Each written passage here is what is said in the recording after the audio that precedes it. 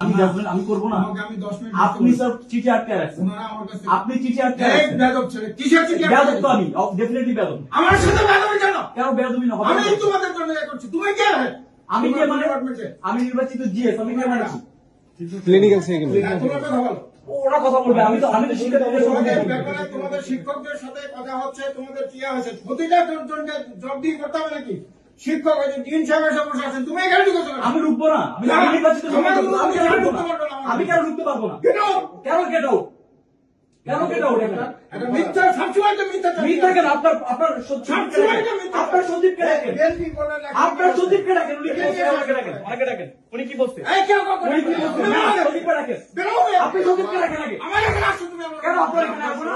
আমার রাইট নাই, আপনার এই কেন রাইট নাই?